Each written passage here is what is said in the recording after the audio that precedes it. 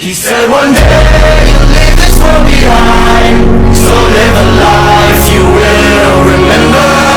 My father told me when I was just a child, these are the nights that never die. My father told Hello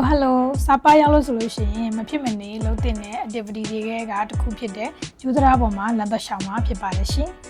ဒီကျိုးတရားလေးက round way မှန်တရားနာမှာရှိပြီးတော့မြင့်ရပြည့်ဆိုလို့ရှိရင်2200မီတာပြအားဖြစ်ပြောမယ်ဆိုရင်တော့9200ကျော်မြင့်တဲ့အတွက်အသေးတိတ်နဲ့လမ်းလျှောက်ရမှာဖြစ်ပါတယ်ရှင်အပန်းချကြိုက်တဲ့သူတွေအတွက်ကတော့လုံးဝကိုလုံးသိတဲ့အရာတွေကတစ်ခုပဲဖြစ်ပါတယ်ရှင်ဝင်ချင်းအနေနဲ့ကတော့တယောက်ကိုဗီယက်နမ်တောင်3သိန်းခွဲပေးရပြီးတော့ကိုကတကယ်လို့ drone နဲ့ရိုက်ချင်နေဆိုလို့ရှိရင်ဗီယက်နမ်တောင်2သိန်းပေးရမှာဖြစ်ပါတယ်ရှင်ကျိုးတရားလေးကပထမပိုင်းမှာတော့သူပုံမှန်အကွာဝေးမှာပဲရှိပြီးတော့နောက်ပိုင်းရောက်လို့ဆိုလို့ရှိရင်ပို့ပြီးတော့ကျဲလာတဲ့အတွက်ဒီဆိုလို့ရက်ပို့တဲ့လူတွေကတော့ပို့ပြီးတော့ခြေလမ်းကြဲလေးပူလန့်ရတယ်ပေါ့နော်ရက်ရှည်ရလို့ဆိုလို့ရှိရင်တော်တော်လေးကိုအဆင်ပြေတယ်ဒီတို့ကျိုးလေးတေချာကိုင်းဖို့အတွက်လည်းမိစုတို့ကိုဒီလက်အိတ်လေးလည်းတေချာပေးပေးပါတယ်ရှင်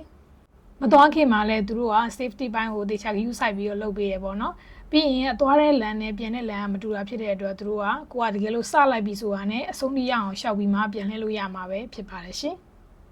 တကယ်လို့ကိုကလမ်းမှာပြန်လာတဲ့လူနဲ့တွေ့ရဆိုလို့ရှိရင်လည်းဘေးကိုကပ်ပြီးတော့ရှောင်ပေးရမှာဖြစ်ပါတယ်ရှင်တရားအမြင့်နဲ့ပြင်းကျိုးတရားဖြစ်တဲ့အတွက်တကယ်လို့ကိုကအမြင့်ကြောက်တဲ့လူဆိုလို့ရှိရင်တော့မထွန်းကြည့်တာကောင်းပါတယ်ရှင်မြစ်စုစာပါသွားတဲ့ဗီဒီယိုလေးကိုလည်းထပ်ပြီးတော့တင်ပေးသွားမှာဖြစ်တဲ့အတွက်မြစ်စုရဲ့ page ကို like follow နဲ့ subscribe လုပ်ဖို့လည်းမေ့ကြပါနဲ့နော်အားလုံးပဲကျေးဇူး